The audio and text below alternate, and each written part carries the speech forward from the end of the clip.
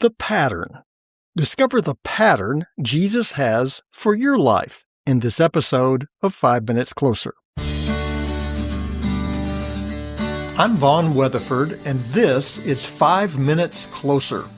For the next 5 minutes, let's explore some biblical truths and apply them to your life.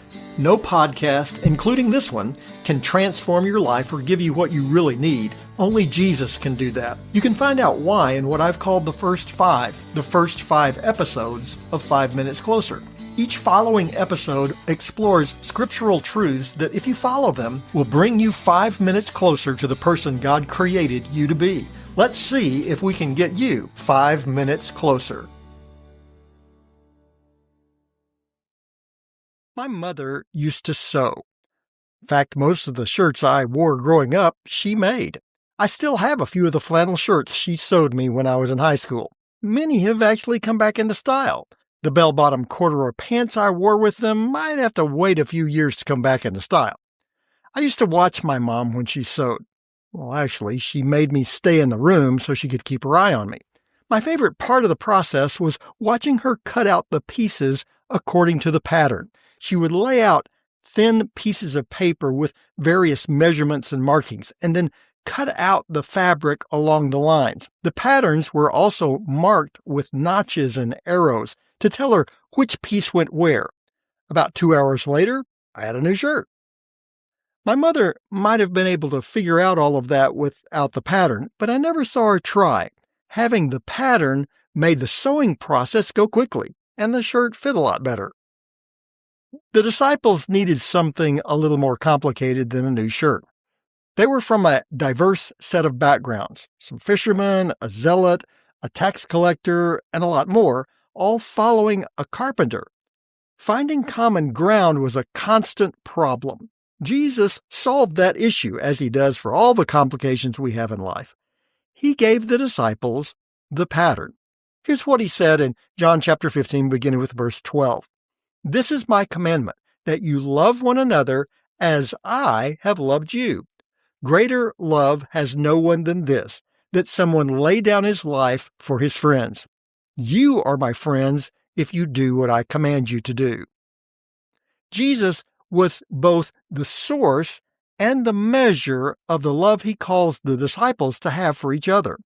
If they ever had any questions about how to love or what that love should look like, they need look no further than their time with Jesus. Literally, Jesus' words mean keep on loving each other. Make it a habit. How would they do that? Well, Jesus provided the greatest example of all, himself. How can I possibly love people the way Jesus did?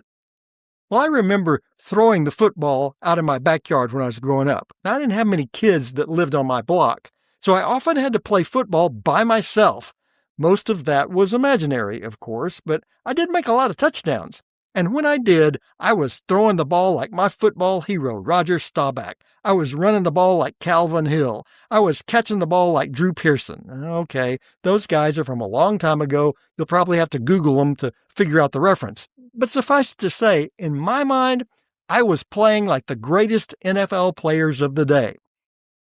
When you set out to live your Christian life, what do you see in your mind? How do you imagine yourself doing that? What's the goal?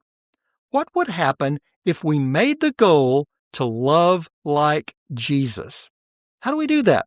Well, Jesus made it simple. Be a friend of Jesus. Here's what he said in verse 14. You are my friends if you do what I command you. You'll do things for a friend you wouldn't do for just anybody. If a stranger called you in the middle of the night and told you they had a flat tire, you probably wouldn't go out and fix it for them. If a close friend called you, well, you'd get up and help them in a heartbeat. You wouldn't just pick a name out of the phone book and invite them over for dinner. But for a close friend, you'd fire up the grill and throw on an extra steak. What's the difference? The relationship. Why would we obey the commands of Christ? Well, actually, we have a lot of reasons. His love for us, his death on the cross for us, his forgiveness of our sins, he's the Son of God, just to name a few. But one reason we sometimes forget, Jesus has made us his friend. Our obedience doesn't come from an obligation or a sense of trying to make God owe us something. It comes from the realization of who Jesus is, of what he's done for us. He saved us. He forgave us. He has made us his friend. Follow the pattern of Jesus. Love as he loves you, because now you're 5 minutes closer. My prayer is that these 5 minutes have challenged you, inspired you, and caused you to consider applying God's message for your life from his word. To find out more, visit our website at 5minutescloser.com. Join me next time to see if we can get you 5 minutes closer.